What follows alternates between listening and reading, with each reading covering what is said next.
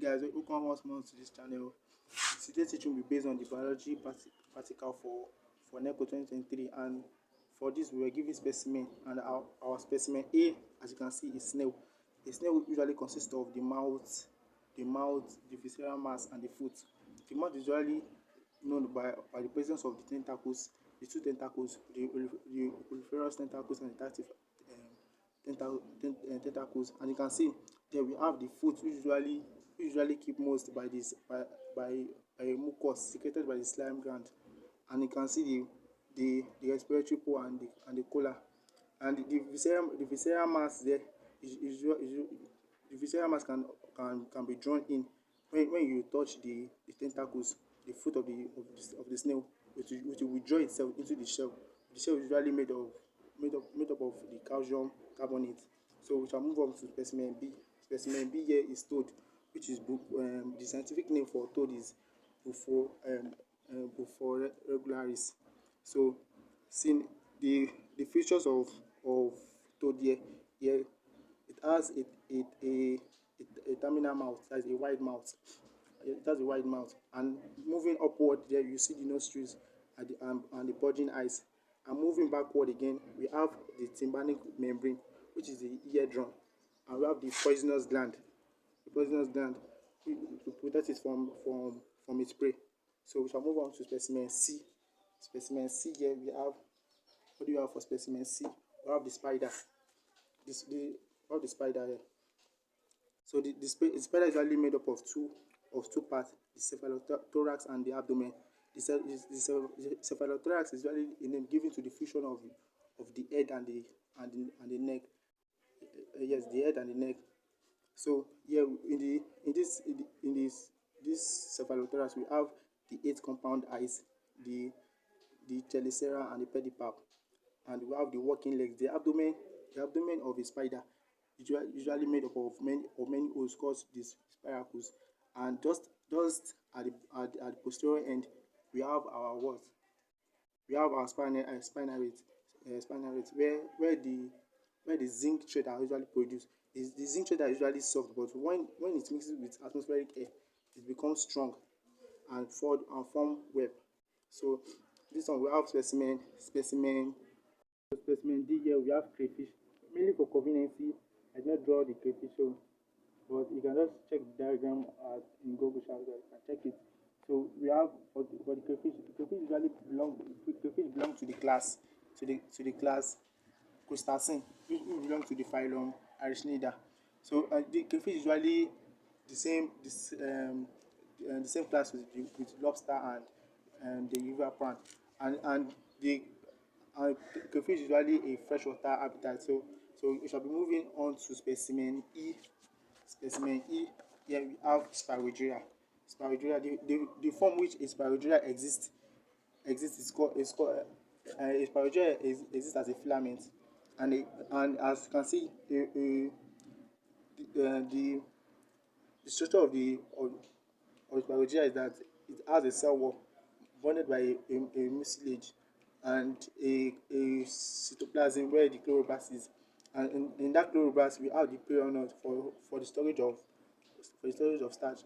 We know the function of the chloroplast is produce chlorophyll, which is used for photosynthesis.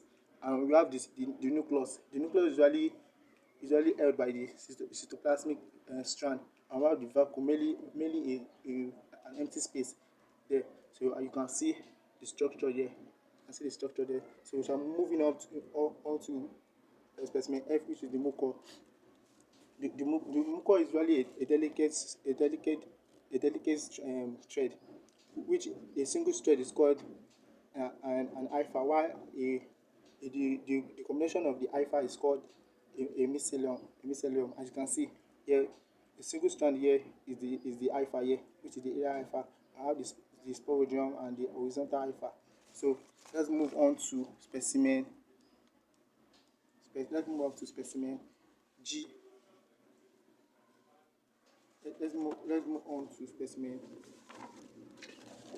which is the granite seedlings. As you can see, the granite seedlings the granite seedlings usually The Ganosidin usually have two cotyledon. The Ganosidin. See, I don't draw this one, so mainly for convenience, sha.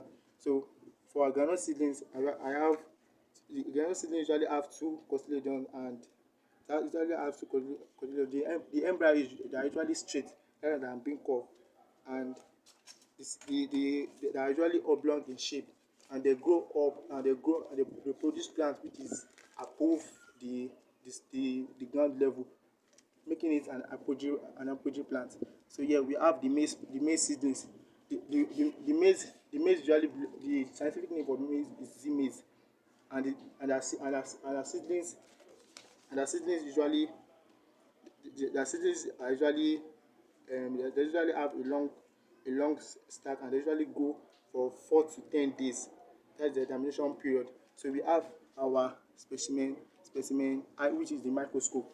As you can see, the function of the microscope is to produce a magnificent image of an object. That it will magnify it, even if maybe let's say you're looking at a small object now. The function of this microscope is to magnify that object into something into an object that you can easily see. And see here, we have the the structure of this thing is, as you can see, we have the eye lens. The eye lens is used for viewing. You have the body tube, which provide attachment to eyepiece. As you can see there, we have the focus knob here, which is used for focusing on objects. Here we have the adjustment knob too, which is used for focusing on object at high power. Then here we have the arm for lifting or carrying the microscope. We have the clip for holding glass glass side. As you can see now, you can see the structure. And we have the slide there, which will be our next specimen. The slide. The slide the slide is usually at this side. This is the slide there. The slide, so the object is usually placed on the slide, which is made up of glass. So our specimen J is a slide which is a part of the microscope. So I'll be explaining both specimen I and J all together. So the slide is usually a glass a glass piece, which the object is usually placed for viewing using the eye lens. So with this now, we shall move on to specimen. We shall move on to specimen. We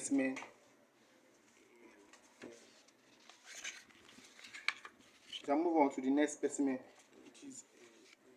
which is L, which is L. So move on to the next specimen. So specimen K, here we have the pigeon. The scientific name for the pigeon is the Columbia livia. And as you can see now, we are the they are structured, they are usually divided into the head, neck, trunk, and the tail. The head usually consists of the eye, and the eye with the mouth, as you can see there. And for the neck are usually not long, sha. The neck are not long like that. So the trunk usually consists of the limbs, the limbs with four digits, three directed towards the front and one at the back. Here we now have the feather. We have the feather. There are different type of feather. We have the quail feather, which is used for flight. The contour feather, which is used for used to keep the body warm. And we have the down feather. The down feather is also used for to keep the, is also used to no, is also used to keep the the bed warm. And we have the phylloplums are the, there's no function for the phylloplums. And we have the bristle feather. The bristle feather are usually at the eye at the eye at the eye part, which which which is used to prevent external bodies from entering the eye. So we shall move on to the next specimen, which is specimen L, which is the agama lizard. Scientific name for the agama lizard is Agama agama. So looking at this now, their bodies they usually have, as you can see, they have their head with mouth with the mouth. The mouth usually have up, upper upper jaw and the lower jaw. Just above the mouth are the nostrils and the eye, and the tympanic membrane.